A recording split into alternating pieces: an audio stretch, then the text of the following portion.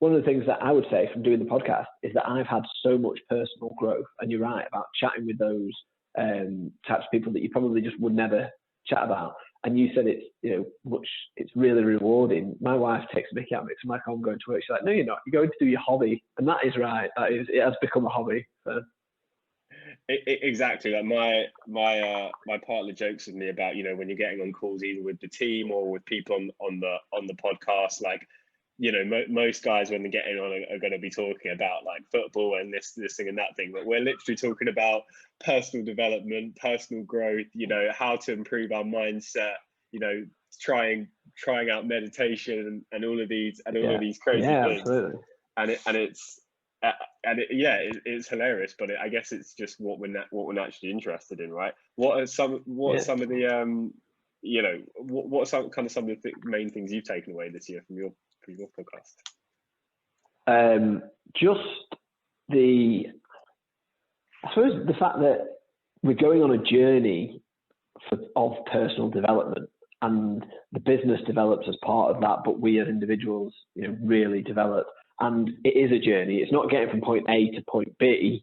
It's about constant improving. If you read The Slight Edge, it's about, the little decisions that you have and you make every day will make a big difference when you look at it cumulatively over a number of years. So I think it's the fact that goals are fantastic and we need goals to try and aspire to and all the rest of it. But actually hitting a goal, then you set another goal, and it's about, going on this constant improvement journey. So, and I think that is from doing the podcast that I've sort of had that personal growth, I think. Prop Sessions is brought to you by Prop Media, who partner with agents to generate 50 exclusive seller and buyer leads every single month on autopilot. That's guaranteed, or you get your money back. If you're interested in trying out Prop Media risk-free, head over to www.propmedia.co.uk to book a call today. Welcome back. We're on another episode of Prop Sessions. We've got Mark Worral on today, founder of Love to Move. As you can probably hear so far, we're literally just chatting about personal growth at the moment. So we're just going to riff with this one. Obviously Mark's got a ton of experience in property, and with Love to Move that we'll jump into. At the moment, we're just kind of going into some of our sort of takeaways this year from some of the interesting conversations we've had. I think personal growth is a really interesting one, and one of the things that's really playing on my head, mate, is that the people we surround ourselves with, and you always hear that saying, right? We're the average of the 5 people we surround ourselves with, etc. But I think it really kind of has become apparent to me over this last year from speaking with people who just have completely different ideas, are playing at all different kinds of levels. And it's funny, isn't it?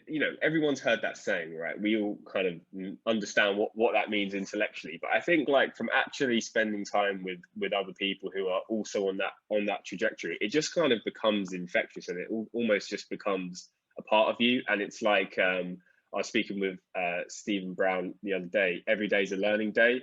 And I think it, as cheesy as it sounds, it kind of is, because if you've got that attitude of, well, okay, I'm here, yes, look at me, I'm great, whatever, but actually I know nothing, and there's so much more I can learn.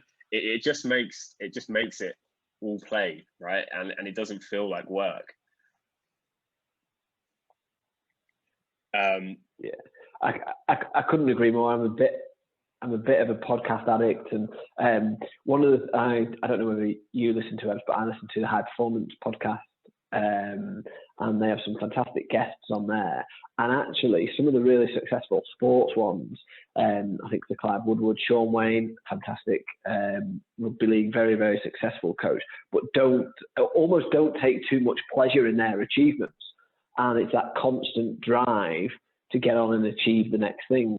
And I think the people that you associate with is really important in your life, and you can have different circles of friends and different people that you spend time with, but ultimately the people that you spend time with, I think, in business and around those sort of social circles are really important to, I think, reward you when you're on that journey and encourage you to carry on that journey, but also maybe to pull you back a little bit if you're stepping off the path. And I think that's where, from a social side of things, you need to have people that know and trust you, and that if you aren't in a good place or whatever, they can, reach out and say, are you all right? But then it's the same thing. If I know I've got a really good group of close mates, that if I say, I'm doing this, they won't be afraid to say, well, why are you doing that? Is that the right thing for you to do? You need to, consider everything. And I think that's really, really important. I completely agree. And I was speaking with John Paul the other day, and he was saying, his business partner who he associates himself with, I think he's run a FTSE 250 company. So he's got that huge, mentorship coming from there. But equally, and just as importantly, he's got his rugby mates who, if he starts talking about business in front of them, they do not care, or put it in his words, they do not give two shits, and they won't be scared to just give him a load of crap for it, And I think it's important to have that, because it kind of just, it balances you out, and that time out of the business is actually where, I'd be curious to hear this from you. Oftentimes it's not when I'm trying to like think of a new idea or implement a new thing that we're doing where the ideas actually come. It's when I'm just not even thinking about it, whatsoever. You've had some really, big moves this year with Love to Move. Like, how did those, how did those kind of partnerships and ideas arise for you? Do they kind of come to you, while you're in the office? Do they come to you while you're out of the office? What does that look like day to day for you? It's a really good question. So some of them, and actually I think this year probably more than any previous year. Like JP, I play rugby, and if I bring up business after a game on a Saturday, you're just getting shot down. But you need that escape, and I don't think we've had that escape this year. So I know definitely that I've struggled from being able to have that escape. So maybe some of those partnerships and the growth that we've had with Love to Move this year has been done mainly in the office and mainly in the boardroom, and maybe we lack a little bit of inspiration from, I know, think of awards ceremonies, for example. You can take whatever you want from them, but sometimes after a few drinks or just even later at night, people relax, and you build different relationships socially with people when you're not sat in a boardroom. So we have had fantastic, and most of those relationships are built over not just this year. Probably that's why we've been able. So we've got a partnership with Iron Soul. That's not something that we just started talking in lockdown or what have you. We've known David, Jamie, and Ben, the guys from there for a long time.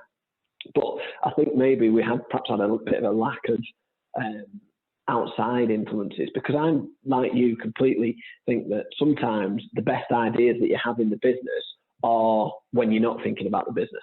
They just come to your mind and you think, oh, actually, I should have thought about doing it that way. And I personally this year have struggled to have that release. And, we're recording this now, Friday the 18th. I'm completely shutting off for 2 weeks. I'm not afraid to tell people that I'm doing that, but I need that, because it has been a really full-on year. We've achieved loads. We've had a fantastic year, and we're ready to grow again next year. But at the end of the day, it's taken its toll. First thing I wake up and think about in the morning is business. Last thing I think about in the morning at night is business. And when you don't have an escape from that, I think it does start to take its toll a little bit. Yeah, totally. And I think it's interesting in our industry, isn't it? Because exactly, all the things you just said, I was nodding my head and thinking, yeah, that exactly applies to me. But it also applies to, we're both working with agents. It also applies to them as well, right? So the agents listening to this, most of us have had the busiest year of our lives, which is phenomenal considering everything else that's been going on in the world. Don't get me wrong. But that downtime is just as important and needed to avoid that burnout, right? And I think I've seen a lot of agents talking about how they're going to continue working up and through Christmas, and I get it, right? Because you've got lots of stuff on, but just please don't neglect the importance of having that downtime, because that's really, it's those periods of downtime where the business really actually starts to move forward. It's counterintuitive, but those are where those ideas come, and those, like you said, more relaxed conversations. I was just speaking with an agent who's a member of the FIA, VIA, and they just had their virtual conference, and I was asking him how it was, and he said, absolutely amazing, really excited for all the new stuff rolling out next year. but I really missed, you know, not running around Leicester Square at 3 a.m. in the morning with a load of my mates. And it's true, right? We've all missed that this year. And for, you know, there's not really much anybody could do about it. So, you know, to take that time off is key, because we've all neglected it in some sense. But, you know, back to you guys for this year, you know, what's it? Because obviously with what, I'll tell you what, just for some of the people listening to this who might not know exactly what Love to Move do, can you just give the like 60-second summary of what you guys do first? Yeah, absolutely. So at Love to Move, we are a fixed fee selling platform for homeowners. So we offer people who want to sell their house for a fixed fee the ability to do so. So a lot of automation and direct contact, but our service is backed up by real, local, professional property people. So we partner with high street estate agents to offer a fixed fee selling service. And what that does for homeowners is it gives them choice on how they want to sell their house. Do they want to sell it for a fixed fee, payable up front, where they have more control, or do they want to sell it for a percentage fee in partnership, you know, with the local agent doing the service that they've done for many, many years? So we work with agents to allow them to offer house sellers choice. Ultimately, is what we do. And from the agent's point of view, I'd love to hear your take on this, because I've got my own one. What's it been like, you know, since that first, you know, since March hit, or whatever it even was now, I can't even remember the date. How did that affect you guys? You know, when that did hit, what were the conversations like on your side when that initially happened, and then to follow up with that, how is that then sort of translated to the rest of the year?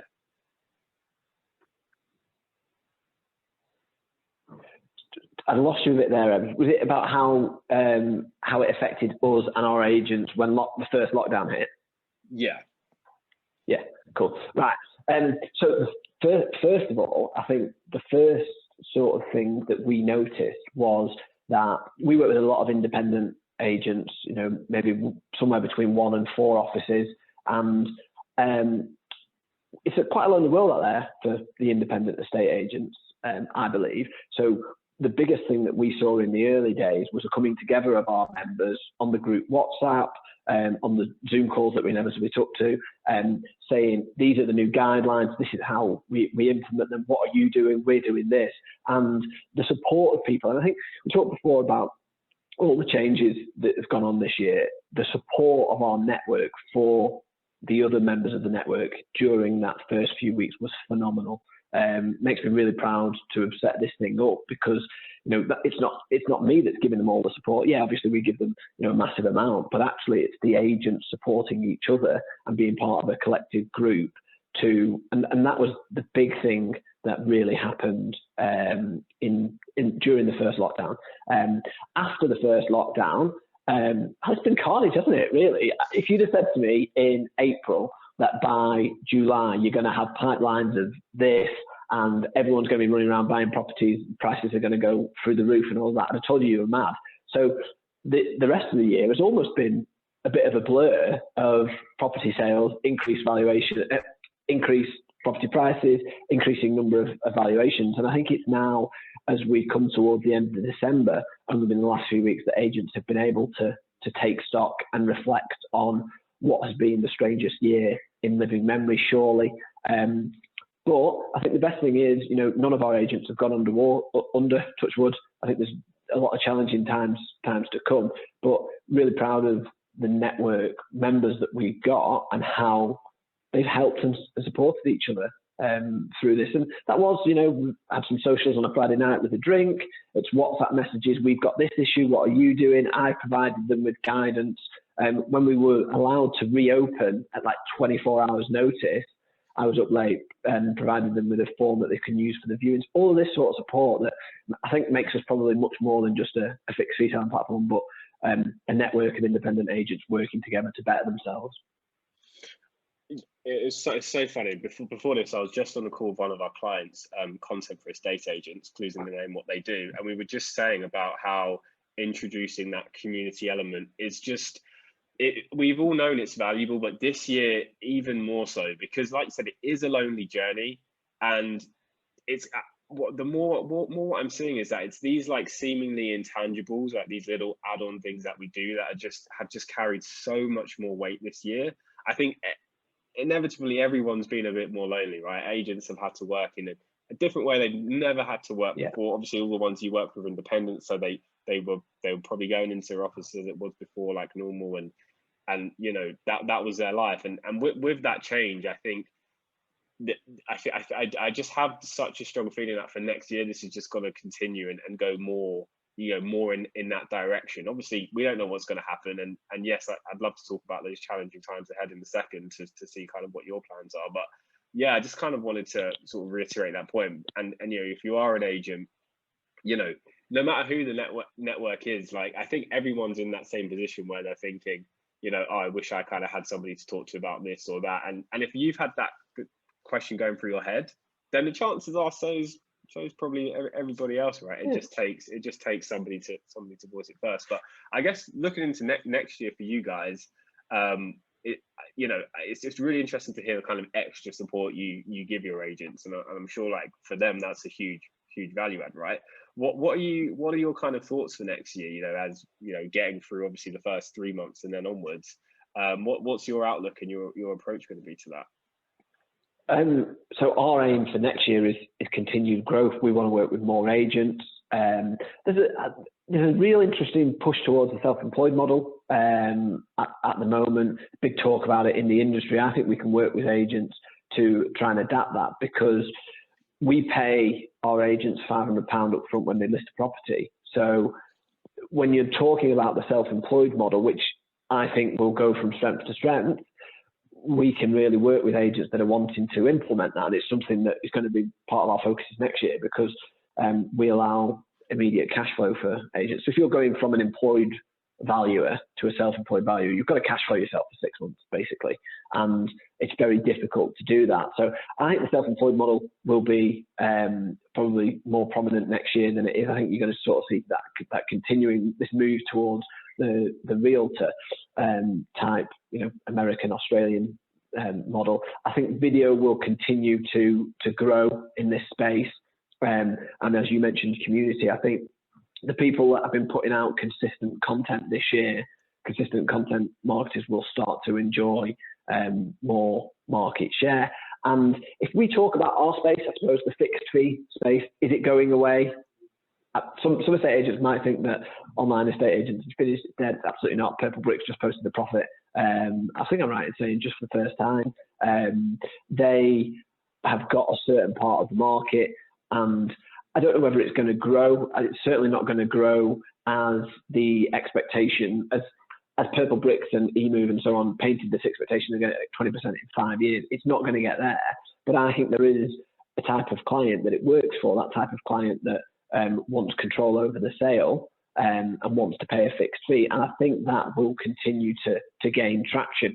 I also think there is going to be a completely different type of client who is willing to pay agents 1.5%, 2% to sell their property for the full service with all the bells and whistles, where you do fantastic videos of the property and you paint it in a completely different light. So I think there's going to be maybe more of a splitting of the market where people are happy to pay a premium or they're happy to pay, you know, a budget price, but the services have got to be very different. So loads of challenges ahead next year for agents, I think. We've just heard that the stamp duty holiday is not going to be extended. That is going to bring a challenge for agents, but I think there's loads of opportunities. Agents have just got to be brave and embrace them. The point you mentioned about, you know, the market for fixed fees actually remaining strong and growing, and then the market for people who are actually happy to pay a premium growing, that's really interesting, because whenever I speak to agents, one of the questions I'm always asking is what their fee is. And it always comes down to, well, my competitors are charging this, so I charge this. And you know, it's easy for us to kind of say, well, here's why you should increase your fees, and here's how. When you're an agent, obviously it's different being in the fields, right? But I think the point you mentioned is one that I'd love to unpack a little bit, because a lot of agents, I feel, particularly since the introduction of the onlines, have kind of tried to merge both online and hybrid together and kind of get this middle ground where a lot of agents are kind of charging 1%. So with people kind of, if people were to kind of start moving outwards a little bit more as an agent, or maybe even in your agents, what would you be sort of telling them on how to sort of position themselves if they are currently, you know, playing in that middle ground? I think it's a fantastic question, and I completely agree. Trainer talk and real life estate agency are two very different things. So I think you've got to, you know, embrace that first of all. The trainer says this, I can go and implement it, but it's going to take a little while. So you don't go from 1 to 1.5% overnight. But you can increase incrementally. And I think the key to doing so is to demonstrate value in the service that you offer, to really believe that your service is worth, if you're comparing to competitors, is your service worth X amount more than your competitor? If you aren't confident and you can't, it's all right being confident, but if you can't demonstrate it to the client, then you've got a real issue, in my opinion. So you need to find out what your USPs are. And I think the big challenge that estate agents have is that a lot of the consumers don't understand what we do as agents. So all they think is that I, do the same service as, Joe Bloggs down the road. We just have a different coloured board. So you've got to find what, differentiates you. Interestingly, the fixed fee and full service is a really nice way to differentiate it, because the way that we train our agents, and this is the conversation that I have with them, you can see behind me, I've got a banner that says increase your fees. I am a really big fan of charging high estate agency fees. Might seem really bizarre that from someone who set up a fixed fee selling platform, but actually I just view it as a different type of client. So there's a type of client that will pay us £900 to sell a house. There's a type of client who will pay us 1.2, 1.3% to sell the house. So we've got a traditional agency as well, Moving Works. It's where Love to Move came from. So I've got, what are we now? Oh God, almost 20 years experience in agency. I started as a Saturday boy at 15. So I know that there's a difference in full service agency and fixed fee. And I think where a lot of estate agents have fallen down over the years is by not embracing that, is that being scared that Purple Bricks are advertising on telly that they'll sell houses for £1,000. I've got to try and compete with that.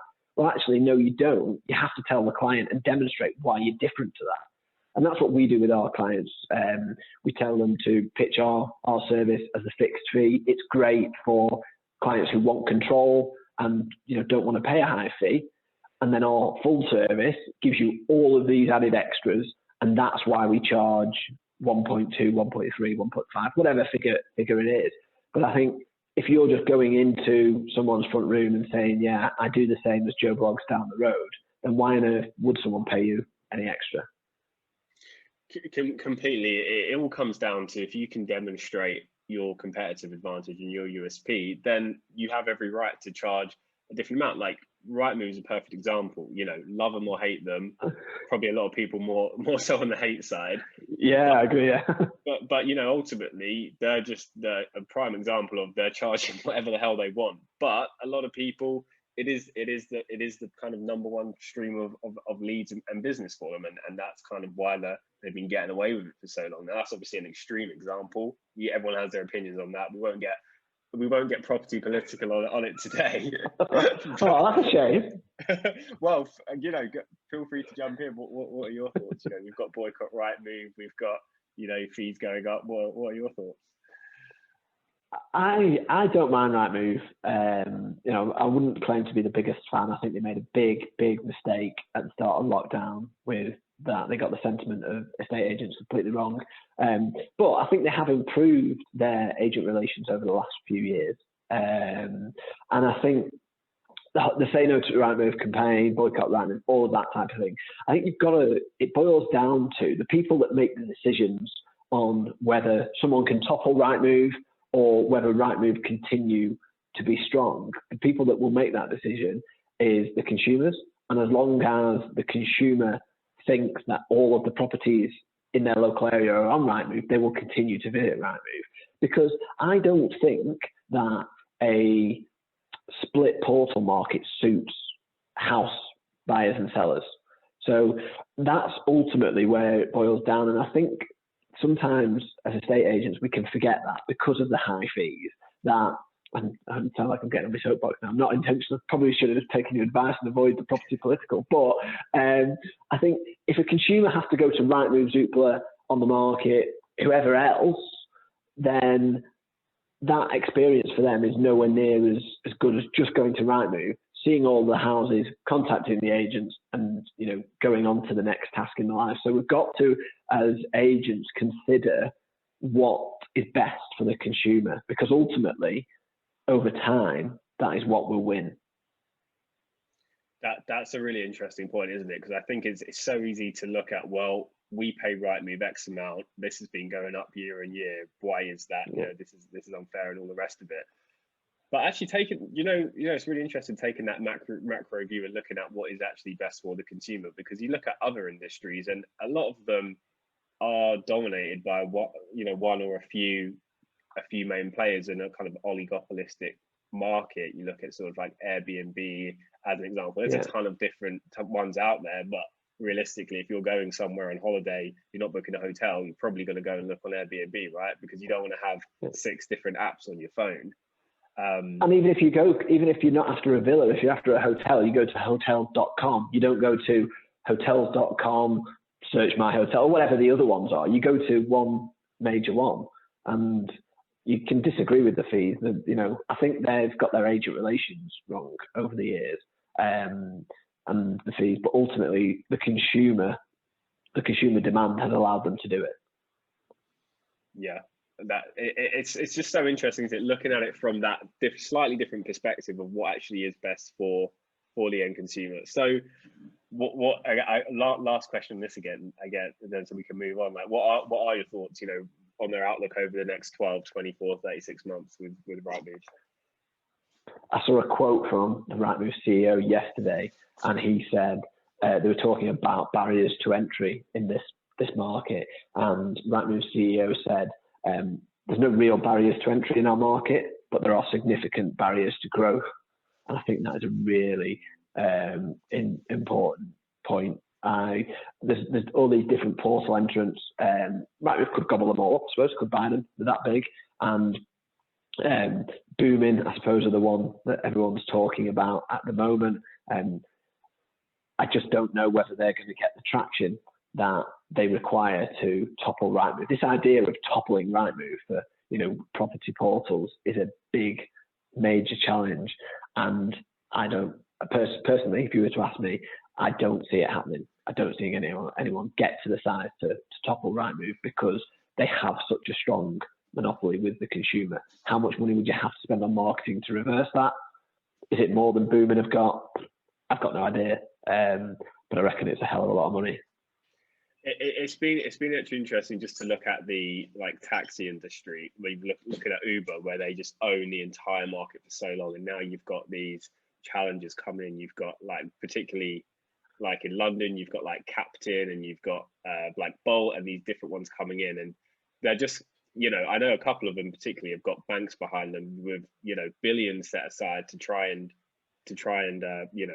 get the consumer ultimately, and what's just happened is everyone's just having a kind of a race to the bottom. So I think it all starts with the consumer, because ultimately if you don't have that traction, then you can get as many agents on as you want, it doesn't really matter, because you need the consumer there first, right? But no, it's an interesting topic, and I guess sometimes it's fun to get a little bit political. I usually stay away from it, but now we're in a safe space, so who cares?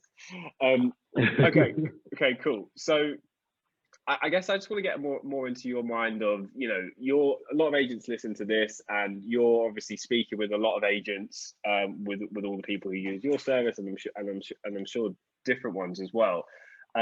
Just to go into a few different topics. One of the ones we touched on a little bit is fees, right? Raising their fees.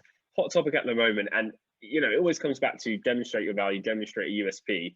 What are some of the things that you've seen have been effective to actually do that? If you look at the agents who you've seen go from 1%, they've gone to 1.2, then 1.3, and now they're edging up to say 1.4. What kinds of things have they actually gone and done to achieve that? I could be really biased here and say join our network, but I won't. So the agents that I see that have done that I go back to it being able to demonstrate their value, but they've also worked on themselves. They've gone on that personal growth. They will practice their, I hate the term pitch, but ultimately, you have to have a loose pitch and a loose idea of how you want that valuation to go when you walk through the front door. So it's knowing and taking control of that appointment, in my opinion. It's not a case of walk in and let the client show you around first and let them talk. I think you have to take control of that. And that doesn't just come with, deciding it one day. You've got to practice it. So I think the best people in our space practice makes perfect. It's an old cliche, but it's never been truer. And they're constantly evolving themselves, their service, and we often do stuff, and I talk on our podcast about stuff that we're doing. And my mum, at the start of the year, who's my business partner, would say, "Why are you saying that?" And I'm like, so-and-so could copy that. And they could, but we've already moved on. And I think that's where the best agents who charge the best fees are not afraid to tell everyone what they're doing, because they're constantly innovating, constantly moving the needle forward. And that might be moving the needle from 1.3 to 1.4, or it might be introducing a new marketing service. I tell you what, it certainly isn't though. It's not 3D floor plans and stuff like that. If I speak to an agent showing our network, I say, "So what are your USP?" "Oh, well, we do 3D floor plans." I'm like, "Oh, really? You think that's a USP in a estate agency now?" And estate agency, in my opinion, is not difficult. It's a lot of really basic things done well. And we talked this morning about moving forward to basics. So rather than people say going back to basics, if you move forward to basics, you're concentrating on those basic elements in the job and you're practicing them. So we will regularly go through and review our processes. How do we take a valuation call? What does that look like? I hate the word, but let's role play it, or let's practice it. And we practice it, and we work an awful lot on the team, not just on the elements of the job, but on the personal growth side of things as well. So I think the best agents that work to increase their fees, not one single thing, and this is something that I've definitely learned over the last couple of years. It's really difficult to improve 100%, but if you can improve 101%, you will get the same results. And I think that's, the best agents who are increasing the fees and charging that are going on, return to what we talked about right at the top of the show, they're going on that journey of, getting better every day. Yeah, just that little compounding effect every single day, isn't it? Just going to bed being just a little bit better than you were the night before. And if you can do that every day, even if it's just, I woke up 30 minutes earlier today and got that piece of content done because I had the time to do it, because I know that will help put my business forward, and it was always just getting put to the back. That seems not very significant by the end of the day, but then actually when you compound that over an entire year, suddenly you're probably producing the most content in your whole area, because there's probably no other agents who've done 360 pieces of content themselves in that year if they are doing it themselves, right? So I think that it's always worth like zooming into the micro as well of, okay, well, what can I actually just do today to move forward?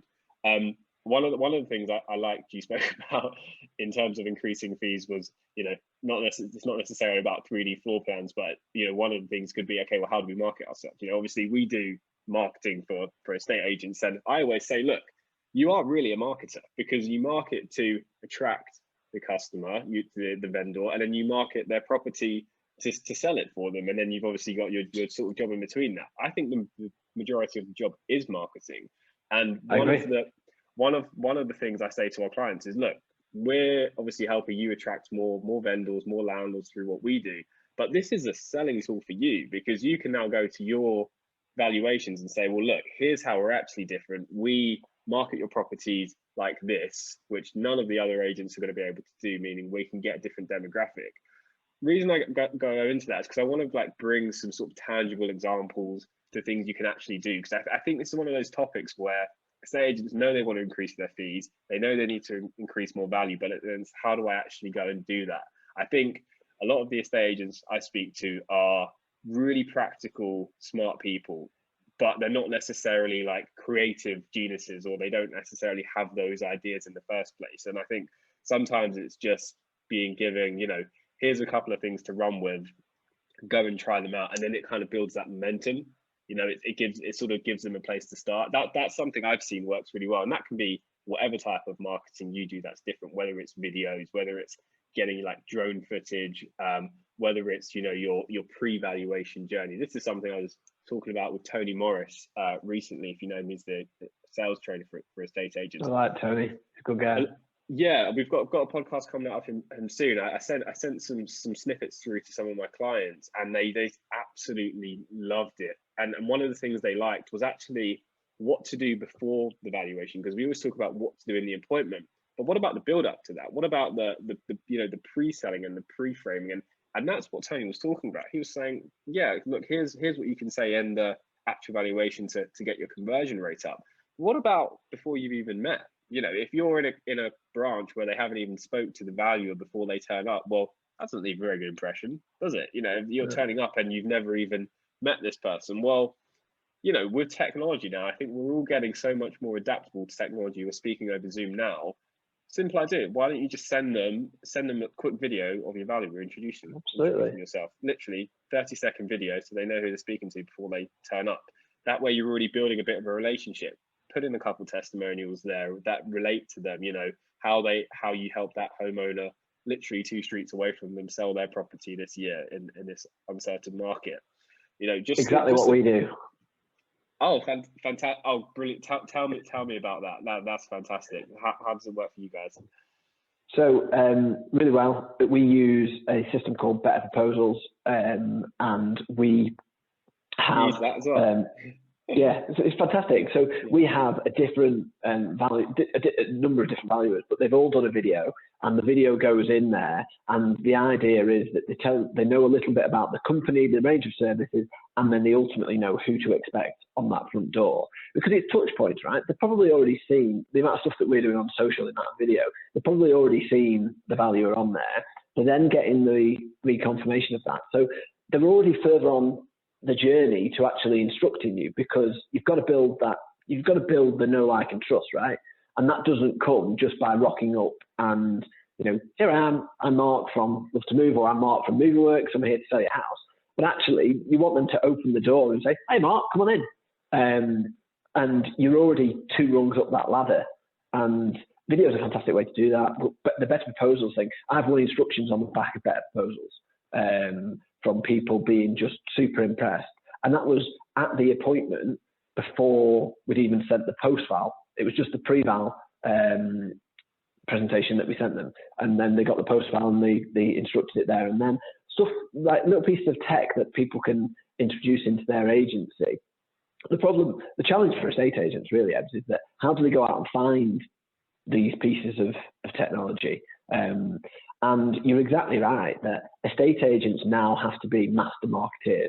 Now, they're not all estate agents are good at that, because some estate agents have been in it for a long time and they have different set of skills. Now, if you are going to outsource it to a company like yours, the massive benefit that I think estate agents get by doing something like that is it builds the consistency. And ultimately, if you are marketing properties differently, or if you are doing certain things with your properties, unless you do it consistently, you're not going to see the results. So there's definitely some benefits in outsourcing it to enable it to be done consistently, and also having the discipline to not give up after the first 2 months because you've not seen that increase. Because I don't know whether you've read a book I absolutely love, Fanatical Prospecting by Jeb Blount. You know, the next 30 days will shape the next 90 days of your business. And I think it's always something to remember with any piece of marketing. But it is challenging for agents, because I think this market has changed an awful lot in the last 5 years. And this year, probably the rate of change has accelerated quicker than ever before, I would say. Yeah, we always talk about, you know, like technology advancing faster, and, you know, our kids using iPhones and stuff like that. Well, it's exactly the same in our industry, probably even more so than others, with the amount of prop tech coming out. Just being able to keep up with it. That's why I love, you know, being able to chat on platforms like this, you know, saying like, these are the kind of things that have worked for us, or in a community like yours where you can share that and say, look, here's the things that are working.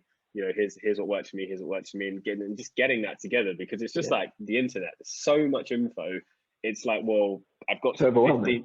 I've got 15 different options. Which one do I go for? Whereas like when, I've just moved into this place, we had, this is in London, the rental market's obviously taken quite a bit of a dip, so had way more options than ever before. And because of that, it made the process so much harder, because it was like, well, I can choose this one, I can choose that one. Whereas ordinarily, I probably would have been happy with the first or second one I saw, right? And I think that's the same for agents. There are just so many options now. Wherever I speak to an agent and I'll say, oh, like, what other things have you been looking at? And some of the ideas, some of the different things that people have come up with, it's great, because, it will serve, I'm sure it will solve somebody's problem. But then it's like going back to what you said with Rightmove, like, is it, if we look at the estate agent as the consumer, is that best for them to have so many different things that they have to try and choose from? And the number one problem that I always see with them is that they tell me, at least, is time to actually use these things. It's like, all well and good having this piece of tech, but are we actually going to be able to use it? What are your thoughts on kind of the prop tech landscape at the moment? Buzzword 101, prop tech. I think there's a big drive to it. A few years ago, we would consider ourselves, I suppose, a bit of a prop tech platform for agents, which is like plug in and off they go. They don't have to learn other bits. I think the prop tech landscape, there are so many good products out there that agents don't know about, in my opinion. And I think your analogy of the house that you've just found, the flat that you've just rented, that's all well and good. Having more choices, all well and good when you've got plenty of time. When you've got no time, you want someone just to say, do this, go and implement it. And I think that's probably one of the biggest things that I've done this year, is implemented stuff. So taken ideas and put it into the business, because we've all been to conferences where you've got a pad full of notes, and then you get back to the office rings, a sale that's about to fall through, bang, you're straight sorting that out. That takes a day, and then the conference is long forgotten about. You've not implemented any of the stuff that you've learned. It's all well and good learning this, you've got to implement it. And I think you're right with prop tech. There's some bits of prop tech that are really difficult for agents to implement, really difficult for agents to use and get into their everyday system. So the more that these prop tech platforms can, integrate into an agent's without them having to have another tab open, without them having to go into another thing, the better. I think the idea of open APIs and all pieces of tech integrating is fantastic.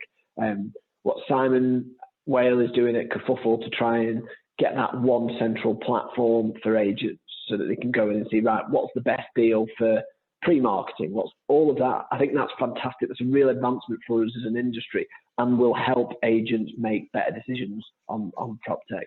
I think the biggest piece of prop tech that agents often forget is this, the phone. That's the best bit of prop tech you've got. Use it. And people just, the idea of what we just talked about, sending better proposals, and that's fantastic. But actually, a phone call is probably better. If you take a fully virtual sort of intro for a val, you've got to pick the phone up to put that val, in my opinion. You can send a better proposal, yeah, all well and good, but that should come after the phone call. I think the power of the phone, this is great face to face. You're not going to get every client to jump on a Zoom call, so the phone is still really powerful. And then the other bit of prop tech, which I am quite critical of actually, is the CRM. I don't think the CRM providers that we work with have advanced the tech anywhere near as fast as they should have done. In my opinion, we've just looked at Street for that. That looks like quite an interesting system. I know there's other stuff coming out next year. I know Salesforce and what have you are sort of great gaining traction. But I think as agents, it would be nice if this term prop tech was, invented earlier and became popular earlier than 2016, 2017. So actually our CRMs should now have open APIs, so you can send your better proposal from inside wherever you are. So unfortunately, that advancements in technology in our industry have been quite slow, I think.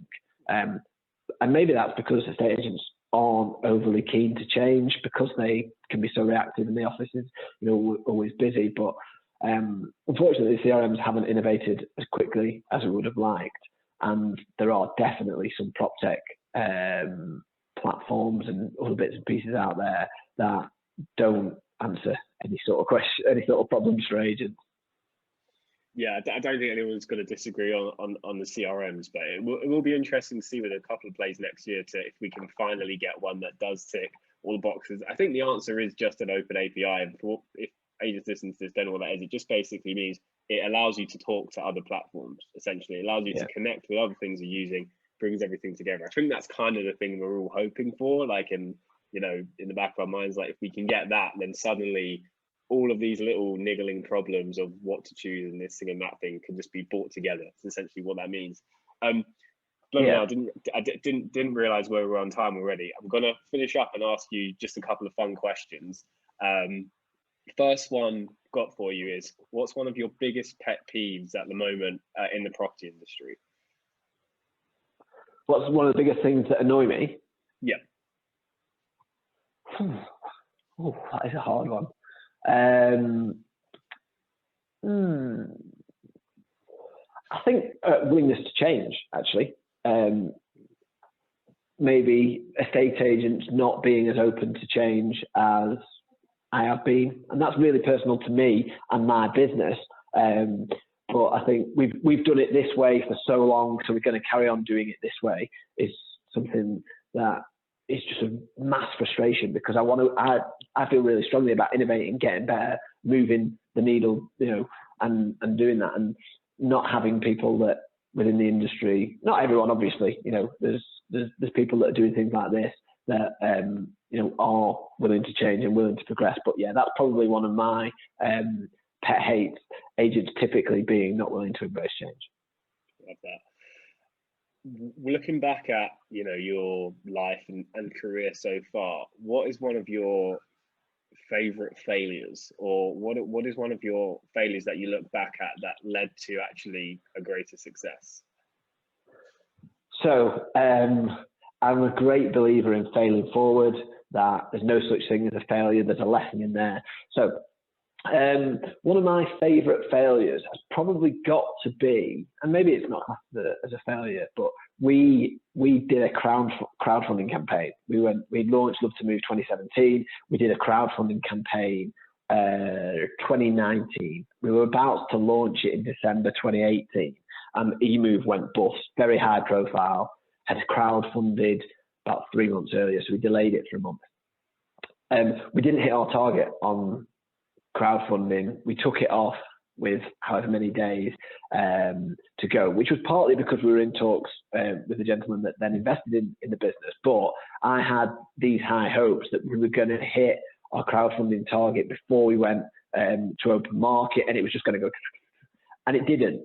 But that process taught me a hell of a lot about raising cash, financial forecast, dealing with potential investors, all of that sort of thing. I'd never done any of that, before. I'm not an accountant. I'm, a financial advisor and an estate agent. So that business sort of thing was completely alien to me. But I learned an awful lot through that process, and I think it stood me in, reasonable stead now, and will continue to do so in the future. So I would probably say not raising the money on the crowd when we went for investments probably my greatest failure. I don't consider it a failure, but we didn't do what we set out to do initially. I'd love to ask you a couple of things about that after. Last one I got for you for now. So we're going to project way into the future. So far, in fact, that it's your last day on the planet. You're Love to Move. I hope it is far in the future. It's very, very far into the future. We're talking like 100, 150 years into the future. It's your last day, and Love to Move, all these other probably business successes you've had have all done amazingly well, but you can't leave behind any of that to your family or your loved ones. You can't donate any of that, no material wealth, assets, none of that stuff, but you can leave them with just one piece of advice or just something. What would you leave them behind? It would be invest and believe in yourself. So I've got 2 young children, and if I could pass them any piece of advice, it would be that constantly invest in yourself to improve, and believe that you are the best in the room, and believe that you are capable of getting so much better, because you are. If you believe it, then you are. Love that. Perfect place to end up. Really want to thank you for your time, mate. This was really, really, really interesting conversation. I'd love to do this again, going into next year in a couple months' time or something like that. Yeah, thank you so much. Absolutely. Yeah, we'll do it again. Thanks very much, Ebs. Cheers.